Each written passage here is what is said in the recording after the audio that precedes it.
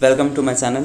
तो आज के इस वीडियो में हम प्रयोगशाला परिचारक के लिए इंपॉर्टेंट क्लास केमिस्ट्री का क्लास लेकर के आए हैं। ये हमारा 5वां क्लास है जिसमें हम परमाणु संरचना से रिलेटेड क्वेश्चन को सॉल्व करेंगे।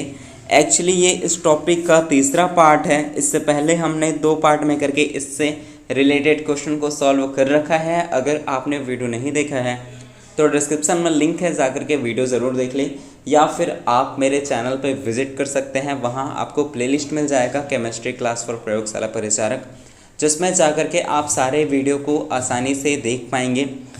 ये सभी बेस्ड है प्रयोगशाला परिचारक जो वस्तुनिष्ठ बुक है हरिराम पटेल का, उस पर। तो बिना किसी देरी के आज का वीडियो स्टार्ट करते हैं। हमारा पहला क्वेश्चन दिया गया है, परमाणु के इलेक्ट्रॉनिक विन्यास से संबंधित प्रमुख नियम हैं। Option A Bohr Bury scheme, option B Arrhenius का सिद्धांत, ऑप्शन सी है बोर का एटॉमिक, ऑप्शन डी बायल का नियम। तो परमाणु के इलेक्ट्रॉनिक विन्यास से संबंधित जो प्रमुख नियम है वो है Bohr Bury scheme. Option A इसका सही आंसर हो जाएगा। नेक्स्ट क्वेश्चन दिया गया है, परमाणु की विभिन्न कक्षाओं में इलेक्ट्रॉनों के वितरण से संबंधित बोर बेरी स्कीम के संबंध में असत्य है।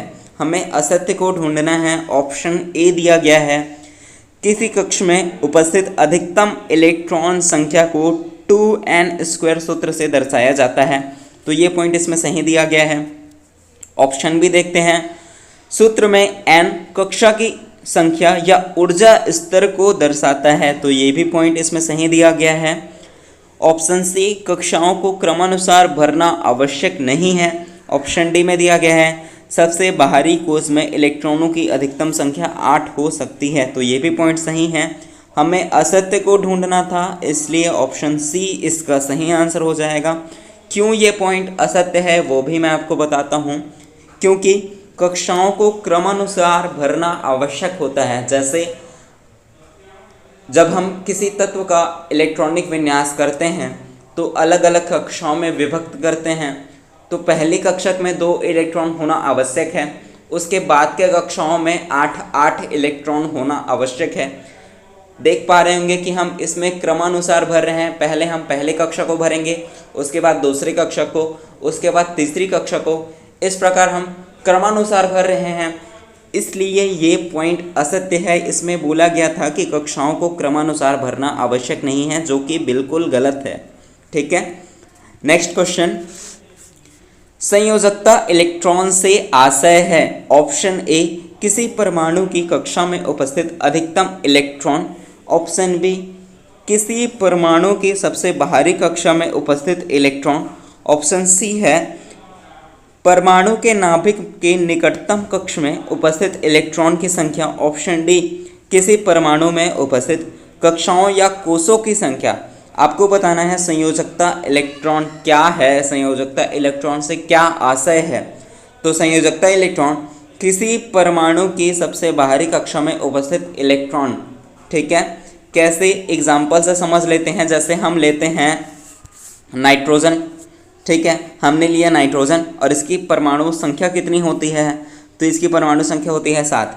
जब हम इसका इलेक्ट्रॉनिक विन्यास करेंगे तो क्या होगा, ये हो गया, हमने कक्षक बना लिया, 2 कक्षक बनाए हमने। अब पहले कक्षक में मैंने बताया 2 इलेक्ट्रॉन होना आवश्यक है, तो 2 इलेक्ट्रॉन हम यहाँ पे डाल देते हैं। ये हो गया 2 इलेक्ट्रॉन। ठीक है। अब 2 इलेक्ट्रॉन से अधिक तो पहले कक्षक में इलेक्ट्रॉन नहीं हो सकता। 2 इलेक्ट्रॉन पहले कक्षक की अधिकतम संख्या है। अब बचे इसके पास कितने, 5 इलेक्ट्रॉन। तो उन 5 इलेक्ट्रॉन को हम बाहर की कक्षाओं में भरेंगे। ठीक है, ये हो गया 5 इलेक्ट्रॉन। अब इसे अपना अष्टक पूर्ण करना है। अष्टक पूर्ण कब होगा, जब इसकी बाहरी कक्षक में 8 इलेक्ट्रॉन होंगे। अभी केवल इसके पास 5 इलेक्ट्रॉन है। ठीक है, तो इसे अपना अष्टक पूर्ण करने के लिए और 3 इलेक्ट्रॉन की आवश्यकता होगी, तब ये 8 इलेक्ट्रॉन हो जाएगा, तब इसका अष्टक पूर्ण हो जाएगा। यही जो आखिरी कक्षक में 5 इलेक्ट्रॉन हमने देखा यहाँ पे, वही इसकी संयोजकता कहलाती है। संयोजकता इसकी 2 है। किस प्रकार से, इसके पास 5 इलेक्ट्रॉन ऑलरेडी है बाहरी कक्षक में। ठीक है, और इसके पास और 3 इलेक्ट्रॉन की आवश्यकता है जब इसका अष्टक पूर्ण होगा 3 इलेक्ट्रॉन मिलने से। ठीक है, इसकी संयोजकता 5 और 3 है। अब एक्चुअली इसकी संयोजकता क्या हम लेंगे, क्या हम नाइट्रोजन से 7 जो 5 इलेक्ट्रॉन है वो त्याग करे या 3 इलेक्ट्रॉन का ग्रहण करे। इजी कौन सा पड़ रहा है, 5 इलेक्ट्रॉन का त्याग करना या 3 इलेक्ट्रॉन का ग्रहण करना। आप देख पा रहे होंगे कि 5 इलेक्ट्रॉन का त्याग करने से अच्छा है कि ये 3 इलेक्ट्रॉन किसी से ग्रहण कर ले, ठीक है। तो इसकी संयोजकता 3 हो जाएगी। समझ आ रहा है? आई होप कि आपको समझ आ रहा हो। अगर वीडियो आपको समझ आ रहा है, वीडियो आपको पसंद आ रहा है तो वीडियो को लाइक करें, इस चैनल को सब्सक्राइब करें ऐसे ही और वीडियो पाने के लिए। अगर ये आपको समझ नहीं आया है तो आप मुझे कमेंट कर सकते हैं, मैं इसका शॉर्ट्स के जरिए एक सिंपल वे में समझाने की कोशिश करूँगा, ठीक है। या स्पेसिफिक इसी पर मैं वीडियो बना दूंगा, अगर आप कहें तो आप कमेंट कर सकते हैं। नेक्स्ट क्वेश्चन देखते हैं। किसी तत्व के परमाणु के बहत्तम कक्ष में 8 इलेक्ट्रॉन हैं तो ऐसे तत्वों की संयोजकता होगी। अब हमने लास्ट जो क्वेश्चन था उसमें नाइट्रोजन को एग्जांपल लेकर के चला कि उसके पास 5 इलेक्ट्रॉन थे बाहरी कक्षक में। अब इसमें क्या बोल रहा है, किसी तत्व के परमाणु के बहत्तम कक्षक में 8 इलेक्ट्रॉन ऑलरेडी है, इसका अष्टक पूर्ण है। 8 इलेक्ट्रॉन ऑलरेडी है तो इसका अष्टक पूर्ण है। अब इसे और किसी इलेक्ट्रॉन की आवश्यकता ही नहीं है, इसलिए इसकी संयोजकता होगी 0, ठीक है। Next question. परमाणु अपने अंतिम कक्ष में अष्टक प्राप्त करने हेतु कैसी क्रिया करते हैं? क्या इलेक्ट्रॉन की साझेदारी करते हैं, या इलेक्ट्रॉन का ग्रहण करते हैं, या इलेक्ट्रॉन का त्याग करते हैं, या ऑप्शन डी उपरोक्त सभी। तो ये अपना अष्टक पूर्ण करने के लिए इलेक्ट्रॉन की साझेदारी भी करते हैं, इलेक्ट्रॉन का ग्रहण भी करते हैं, इलेक्ट्रॉन का त्याग भी करते हैं, इसलिए इसका सही आंसर हो जाएगा ऑप्शन डी उपरोक्त सभी। नेक्स्ट क्वेश्चन दिया गया है, किसी तत्व की संयोजकता शक्ति से आशय है। ऑप्शन ए अष्टक पूर्ण करने हेतु इलेक्ट्रॉन की साझेदारी या स्थानांतरण, ऑप्शन बी परमाणु में उपस्थित प्रोटॉन व न्यूट्रॉन का द्रव्यमान, ऑप्शन सी नाभिक के निकटतम कक्ष में इलेक्ट्रॉनों की उपस्थिति, ऑप्शन डी है इनमें से कोई नहीं। किसी तत्व की संयोजकता शक्ति से आशय है अष्टक पूर्ण करने हेतु इलेक्ट्रॉन की साझेदारी या स्थानांतरण, ऑप्शन ए इसका सही आंसर हो जाएगा। नेक्स्ट क्वेश्चन दिया गया है, निम्न तत्वों में से किसकी संयोजकता अन्य 3 से पृथक है। अब संयोजकता आप तब बता पाएंगे जब इनका आपको इलेक्ट्रॉनिक विन्यास पता होगा, और इलेक्ट्रॉनिक विन्यास आप तब बता पाएंगे जब इनका आपको परमाणु क्रमांक पता होगा, ठीक है। तो बोरॉन का परमाणु क्रमांक होता है 5, ठीक है। कार्बन का परमाणु क्रमांक होता है 6, नाइट्रोजन का जो परमाणु क्रमांक होता है वो 7, और एल्यूमिनियम का जो परमाणु क्रमांक होता है वो होता है 13, ठीक है। अब हम इन सभी का इलेक्ट्रॉनिक विन्यास करते हैं, हमें संयोजकता ज्ञात करना है। तो जब हम पहले बोरॉन का करते हैं, बोरान का करेंगे तो ये हो जाएगा 2 और 3 में, ठीक है। और कार्बन का हो जाएगा 2 और 4 में, नाइट्रोजन का हो जाएगा 2 और 5 में, और जो एल्यूमिनियम है ये विभक्त होगा 2, 8 और 3 में।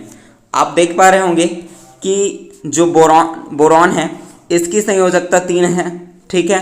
ये 3 इलेक्ट्रॉन का त्याग कर देगा, ठीक है। और जो कार्बन है इसकी संयोजकता 4 है, मैं लिख देता हूँ बोरॉन का 3, कार्बन का 4, और जो नाइट्रोजन है यहाँ पे 5 इलेक्ट्रॉन है लास्ट का कक्ष में, तो इसे अपना अष्टक पूर्ण करने के लिए 3 इलेक्ट्रॉन की और आवश्यकता है, तो इसकी संयोजकता भी 3 हो जाएगी।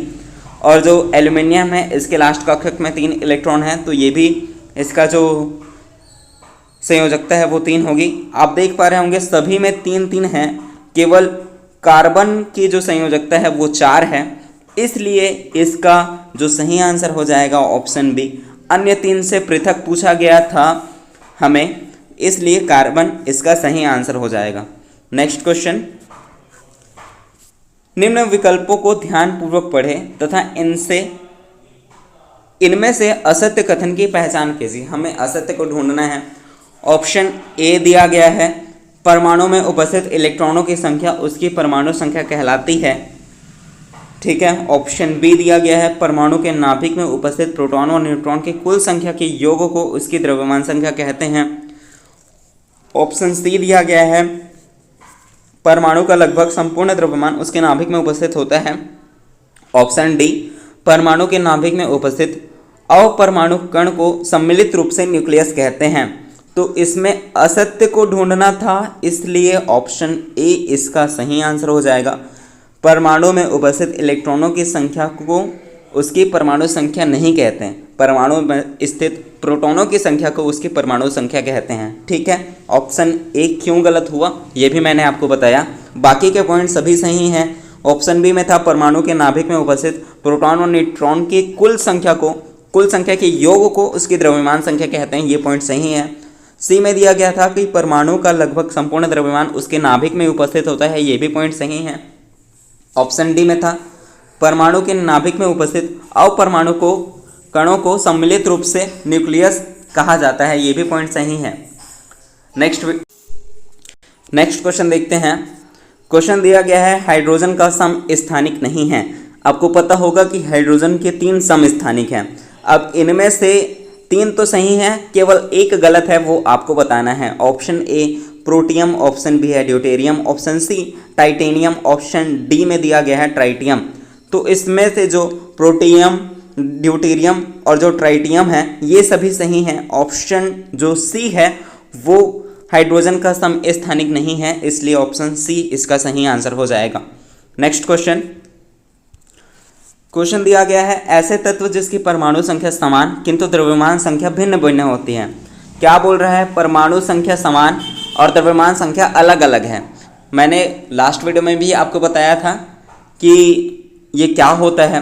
क्वेश्चन फिर से आ गया है, आपको इसका आंसर बताना है। जिन तत्वों की परमाणु संख्या समान है लेकिन उनकी द्रव्यमान संख्या भिन्न भिन्न है, तो इसे क्या कहेंगे? क्या इसे संयोजक तत्व कहेंगे या समभारिक कहेंगे या बहुपरमाणु कहेंगे या फिर समस्थानिक कहेंगे? तो ऐसे तत्वों को समस्थानिक कहते हैं जिनकी जो परमाणु संख्या है वो समान होती है लेकिन द्रव्यमान संख्या भिन्न भिन्न होती है। ठीक है, ऑप्शन डी इसका सही आंसर हो जाएगा। नेक्स्ट क्वेश्चन देखते हैं। क्वेश्चन दिया गया है समभारिक से तात्पर्य है। लास्ट क्वेश्चन में समस्थानिक था और इसमें समभारिक है। समभारिक क्या होता है? वे परमाणु जिनके केंद्रक में विद्यमान न्यूक्लियनों की संख्या समान हो, या ऑप्शन बी समान द्रव्यमान संख्या वाले भिन्न भिन्न तत्व, ऑप्शन सी तत्वों के वे जोड़े जिनके अणुओं की कुल संख्या न्यूक्लियन की संख्या समान हो, ऑप्शन डी है एक समान इलेक्ट्रॉन संख्या वाले 2 तत्व। समभारिक से तात्पर्य है कि समान द्रव्यमान वाले भिन्न भिन्न तत्व, समान द्रव्यमान संख्या वाले भिन्न भिन्न तत्व, ऐसे तत्व जिनके द्रव्यमान संख्या समान हो लेकिन परमाणु क्रमांक या परमाणु संख्या भिन्न भिन्न हो, ऐसे तत्वों को समभारिक कहते हैं। समभारिक जिसमें द्रव्यमान संख्या समान हो और समस्थानिक में परमाणु क्रमांक संख्या जो है वो समान हो। इसको एक एग्जाम्पल के जरिए समझते हैं। जैसे समभारिक का एक एग्जाम्पल लेता हूँ मैं। हम लेते हैं ऑर्गन, ठीक है, ऑर्गन लिया मैंने, पोटेशियम ले लेता हूँ और ले लेता हूँ कैल्शियम। ठीक है, अब जो ऑर्गन है इसका जो परमाणु द्रव्यमान है होता है वो होता है 40, और जो पोटेशियम होता है इसका भी परमाणु द्रव्यमान 40 होता है और कैल्शियम का भी परमाणु द्रव्यमान 40 होता है। ठीक है, इन सभी का परमाणु द्रव्यमान आप देख पाएंगे कि सभी का समान है। इनका परमाणु द्रव्यमान तो समान है, लेकिन जब हम इसका परमाणु क्रमांक देखेंगे तो ऑर्गन आता है 18 में, ठीक है, और जो पोटेशियम आता है वो आता है 19 में, और जो कैल्शियम है उसका जो परमाणु क्रमांक है वो है 20। आप देख पा रहे होंगे कि इन सभी में परमाणु जो क्रमांक है या परमाणु संख्या है वो भिन्न भिन्न है, लेकिन परमाणु द्रव्यमान सभी में 40 यानी कि सभी में समान है। यही समभारिक कहलाता है। समभारिक ऐसे तत्व जिनके परमाणु द्रव्यमान समान लेकिन परमाणु क्रमांक या परमाणु संख्या भिन्न भिन्न हो। समझ आया? आई होप कि आपको समझ आया हो। अगर वीडियो आपको समझ आ रहा है, वीडियो आपके लिए यूज़फुल लग रहा हो तो वीडियो को लाइक करें, सब्सक्राइब करें इस चैनल को।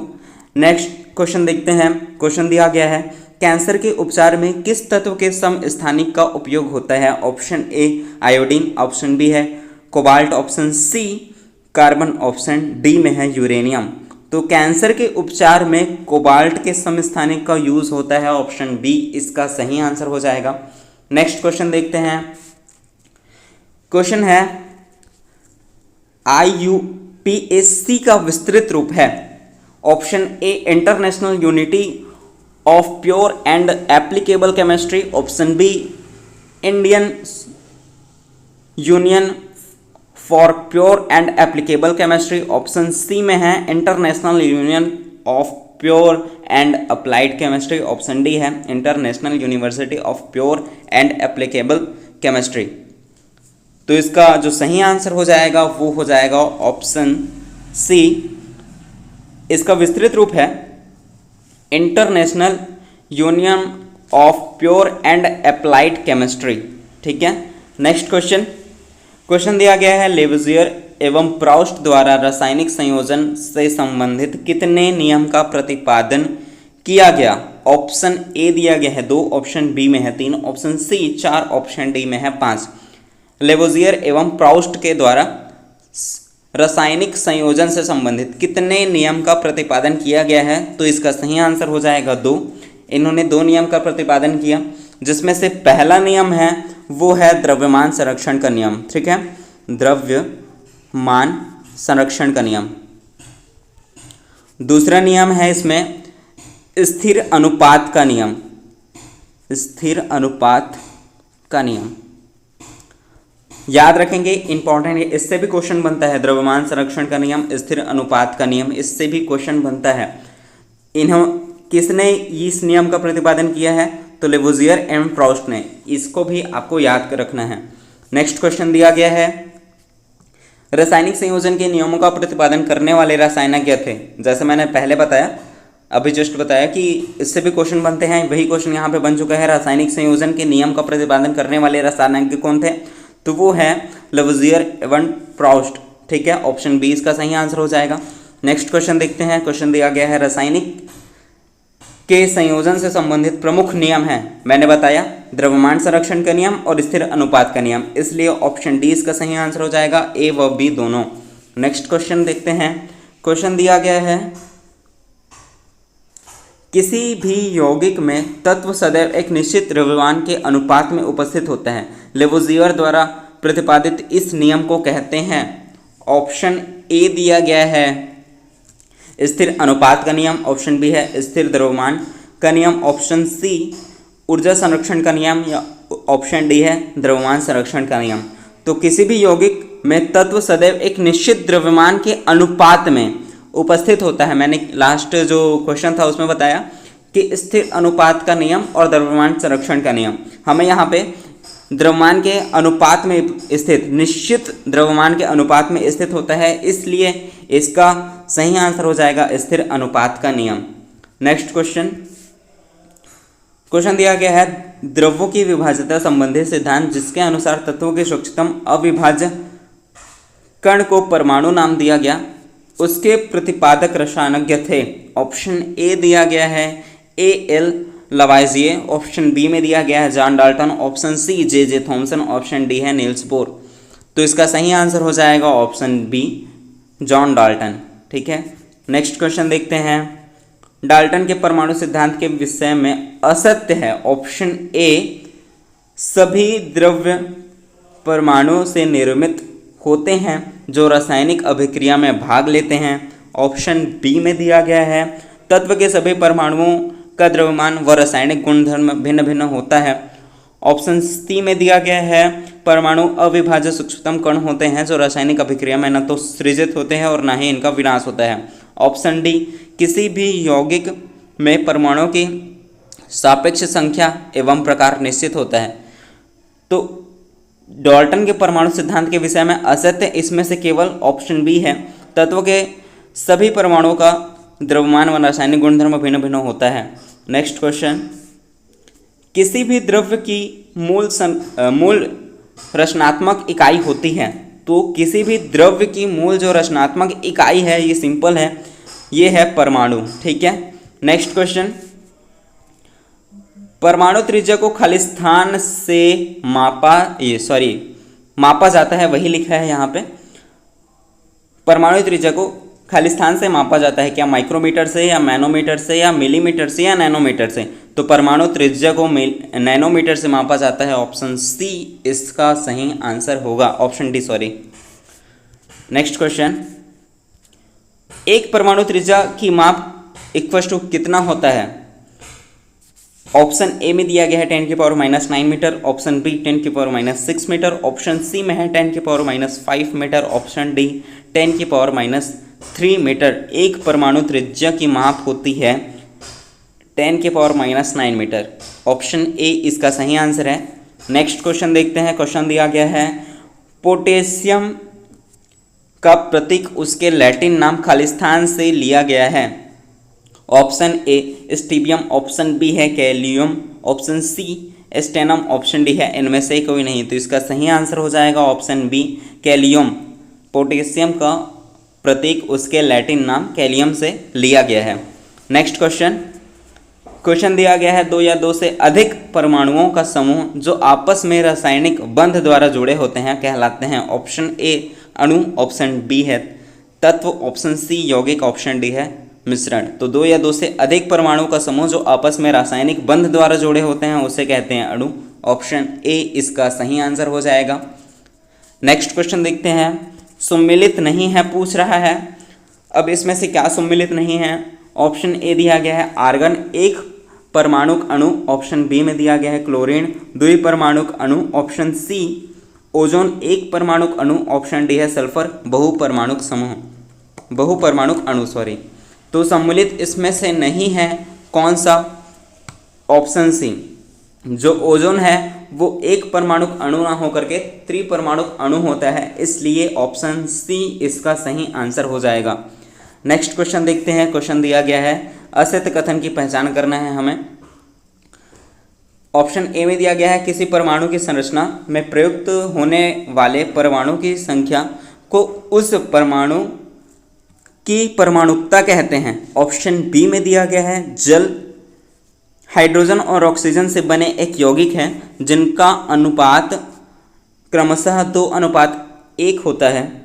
ऑप्शन सी में है भिन्न भिन्न तत्वों के परमाणु एक निश्चित अनुपात में परस्पर जोड़कर एक यौगिक बनाते हैं।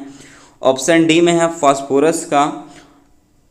फास्फोरस एक चतुर्परमाणुक तत्व है जबकि आयरन एक परमाणुक तत्व है। हमें असत्य को पहचानना है इसमें से, तो इसका जो सही आंसर हो जाएगा ये है ऑप्शन डी।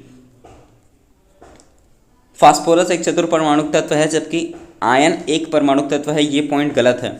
नेक्स्ट क्वेश्चन दिया गया है द्विगांशी यौगिक से तात्पर्य है। ऑप्शन ए 2 भिन्न भिन्न परमाणु से निर्मित सरलतम यौगिक, या ऑप्शन बी 2 समान परमाणु से निर्मित सरलतम यौगिक, या ऑप्शन सी 2 भिन्न भिन्न तत्वों से निर्मित एक सरलतम यौगिक, या ऑप्शन डी है 2 समान तत्वों से निर्मित सरलतम यौगिक। द्विगांशी यौगिक से जो तात्पर्य है वो है 2 भिन्न भिन्न तत्वों से निर्मित सरलतम यौगिक। ऑप्शन सी इसका सही आंसर हो जाएगा। नेक्स्ट क्वेश्चन दिया गया है सत्य कथन की पहचान करना है। ऑप्शन ए दिया गया है धातु एवं अधातु युक्त यौगिक आवेशित कणों से बने होते हैं जिन्हें आयन कहते हैं। ऑप्शन बी ऋण आवेशित आयन को कैटायन एवं धन आवेशित आयन को एनियंस के नाम से जानते हैं। ऑप्शन सी में है परमाणु के समूह जिन पर नेट आवेश विद्यमान हो उसे एकल परमाणुक आयन कहते हैं। ऑप्शन डी में है सोडियम क्लोराइड ऋणात्मक सोडियम आयन व धनात्मक क्लोराइड आयन के संघटक के रूप में होता है। इसमें से केवल एक पॉइंट सही है, वो है ऑप्शन ए धातु एवं अधातु युक्त यौगिक आवेशित कणों से बने होते हैं जिन्हें आयन कहते हैं। बाकी के पॉइंट क्यों गलत है वो भी मैं बता देता हूँ आपको। बी वाला पॉइंट क्यों गलत है? क्योंकि ऋण आवेशित आयन को एनियंस कहते हैं ना कि कैटायन, और धन आवेशित आयन को कैटायन कहते हैं ना कि एनियंस। ठीक है, इसमें उल्टा दे दिया गया है। ऑप्शन सी क्यों गलत है? परमाणु के समूह जिन पर नेट आवेशित विद्यमान हो उसे एकल परमाणुक आयन नहीं बोलते, बहुपरमाणुक आयन बोलते हैं। ऑप्शन डी है सोडियम क्लोराइड ऋणात्मक सोडियम क्लोराइड है जिसमें से ऋणात्मक सोडियम आयन, ये गलत है क्योंकि सोडियम आयन जो है वो धनात्मक होता है और जो क्लोराइड आयन है वो ऋणात्मक होता है, इसलिए ये सभी पॉइंट गलत है। केवल ए सही है, हमें सत्य की पहचान करना था। ऑप्शन ए इसका सही आंसर होगा। आई होप कि आपको समझ आ रहा हो। अगर समझ नहीं आ रहा है कहीं पर भी तो आप उस क्वेश्चन का नंबर लिख करके आप मुझे कमेंट कर सकते हैं कि यहाँ पे समझ नहीं आया है। मैं स्पेसिफिक उसका वीडियो या फिर शॉर्ट्स अपलोड कर दूंगा। नेक्स्ट क्वेश्चन दिया गया है, तत्वों के परमाणुओं की परस्पर संयोजन करने की क्षमता को खालिस्तान कहते हैं। संयोजन करने की क्षमता को क्या कहते हैं? ऑप्शन ए सूत्र इकाई द्रव्यमान, ऑप्शन बी संयोजकता, ऑप्शन सी परमाणु द्रव्यमान, ऑप्शन डी है इनमें से कोई नहीं। तत्वों के परमाणु की परस्पर संयोजन करने की जो क्षमता है उसे संयोजकता कहते हैं, ऑप्शन बी इसका सही आंसर हो जाएगा। नेक्स्ट क्वेश्चन दिया गया है, रासायनिक सूत्र लिखने पर प्रमुख नियम। अब रासायनिक सूत्र लिखते हैं हम किसी भी तत्व का, तो उसका कुछ नियम है, वो नियम यहाँ पे दिया गया है। प्रमुख नियम कौन सा है ये आपको बताना है। ऑप्शन ए में है आयन की संयोजकता संतुलित होनी चाहिए। ऑप्शन बी, जब किसी यौगिक का निर्माण धातु एवं अधातु के संयोग से हो तो धातु का नाम व रासायनिक सूत्र के प्रतीक पहले लिखते हैं। ऑप्शन सी में दिया गया है बहुपरमाणुक आयन द्वारा निर्मित यौगिक में आयनों की संख्या दर्शाने के लिए आयन को कोष्टक में लिखकर उनकी संख्या कोष्टक के बाहर लिखी जाती है। ऑप्शन डी है उपरोक्त सभी। तो इसका सभी पॉइंट सही हैं, ए बी सी सभी पॉइंट सही हैं, इसलिए इसका सही आंसर हो जाएगा ऑप्शन डी उपरोक्त सभी। रासायनिक सूत्र लिखने के नियम, ठीक है, इनसे भी क्वेश्चंस बन सकते हैं, तो आपको ध्यान रखना है। नेक्स्ट क्वेश्चन देखते हैं। क्वेश्चन दिया गया है, बुझा हुआ चूना यौगिक में उपस्थित तत्व है। ऑप्शन ए दिया गया है magnesium, carbon, oxygen. Option B में है कैल्शियम, ऑक्सीजन। ऑप्शन सी में है calcium, carbon, oxygen. Option D है कैल्शियम, क्लोरीन। बुझा हुआ चूना यौगिक में उपस्थित तत्व आपको बताना है, तो इसका सही आंसर हो जाएगा ऑप्शन बी कैल्शियम और ऑक्सीजन, ठीक है। नेक्स्ट क्वेश्चन, बेकिंग पाउडर का निर्माण करने वाले घटकों तत्वों में शामिल नहीं हैं। अब बेकिंग पाउडर में जब बेकिंग पाउडर का निर्माण करते हैं तो इसमें से कौन सा जो तत्व है वो इसमें नहीं शामिल होता, वो आपको बताना है। ऑप्शन ए दिया गया है सोडियम, ऑप्शन बी में है कार्बन व hydrogen, option C oxygen, option D में है क्लोरीन। तो बेकिंग पाउडर का जो रासायनिक नाम होता है उसे बोलते हैं सोडियम कार्बोनेट, जिसे हम लिखते हैं NaHCO3, ठीक है। अब आप यहाँ पर देख के बता पाएंगे कि इसमें सोडियम का तो यूज़ हुआ है, यहाँ पर सोडियम का यूज़ हुआ है, ठीक है, शामिल नहीं है पूछा गया है, ध्यान देंगे। अब इसमें सोडियम तो शामिल है, ठीक है, हाइड्रोजन भी शामिल है, कार्बन भी शामिल है और ऑक्सीजन भी शामिल है, केवल क्लोरीन शामिल नहीं है, ठीक है। मैंने एक्सप्लेन करके बताया कि क्यों शामिल नहीं है, आप इसके सूत्र में देख पाएंगे। इसमें ये शामिल नहीं है, इसमें सोडियम, हाइड्रोजन, कार्बन, ऑक्सीजन ये सभी शामिल है, क्लोरीन शामिल नहीं है, इसलिए ऑप्शन डी इसका सही आंसर हो जाएगा।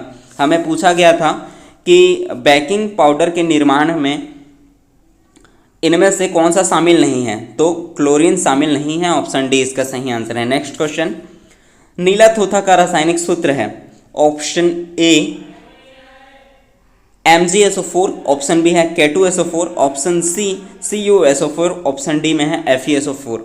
तो जो नीला थोथा होता है उसे क्या बोलते हैं? कॉपर सल्फेट बोलते हैं, ठीक है, कॉपर सल्फेट, जिसका रासायनिक जो सूत्र होता है वो होता है CaSO4, ठीक है, कॉपर सल्फेट, इसलिए CuSO4, इसलिए इसका सही आंसर हो जाएगा option C CuSO4। Next question, हरा थोथा का रासायनिक सूत्र है, आपको हरा थोथा का रासायनिक सूत्र बताना है, तो इसका सही आंसर हो जाएगा FeSO4 7H2O, ठीक है, ये हरा थोथा का रासायनिक सूत्र है। नेक्स्ट क्वेश्चन दिया गया है, किसी पदार्थ के द्रव्यमान का परिकलन करने की विधि है। ऑप्शन ए आणविक द्रव्यमान, ऑप्शन बी है सूत्र इकाई द्रव्यमान, ऑप्शन सी ए व बी दोनों, ऑप्शन डी है इनमें से कोई नहीं। तो किसी पदार्थ के द्रव्यमान का परिकलन करने की जो विधि है वो होती है आणविक द्रव्यमान और सूत्र इकाई द्रव्यमान, इसलिए ऑप्शन सी इसका सही आंसर हो जाएगा, ए व बी दोनों। नेक्स्ट क्वेश्चन दिया गया है JaO यानी कि जिंक ऑक्साइड, ठीक है, इसे बोलते हैं जिंक ऑक्साइड, यौगिक का सूत्र इकाई द्रव्यमान होगा। अब इसका आपको द्रव्यमान बताना है, इसका आंसर आपको कमेंट बताना है। मैं थोड़ा हिंट दे देता हूं कैसे निकलेगा। आपको जिंक और ऑक्साइड, इन दोनों का द्रव्यमान ज्ञात करना है कितना होता है। मैं ये भी बता देता हूँ, जैसे जिंक का होता है वो 65 होता है, और जो ऑक्सीजन है इसका जो द्रव्यमान होता है वो 16 होता है। ठीक है, अब इसका सूत्र इकाई द्रव्यमान मतलब इन दोनों का सम्मिलित रूप से द्रव्यमान कितना होगा, आप इसको प्लस करेंगे आपको इसका आंसर मिल जाएगा। इसका आंसर आपको कमेंट में बताना है, मैं आपकी कमेंट का इंतजार करूंगा। Thank you so much. ऐसी ही और वीडियो पाने के लिए इस चैनल को सब्सक्राइब करें। वीडियो आपको अच्छी लगी, वीडियो आपके लिए यूजफुल रहा हो तो वीडियो को लाइक करें। Thank you so much. अगर आपको किसी भी चीज़ में डाउट है तो आप मुझे कमेंट कर सकते हैं, मैं आपके सारे क्वेश्चन का सॉल्यूशन ज़रूर दूंगा। Thank you so much for watching. मिलते हैं नेक्स्ट वीडियो में।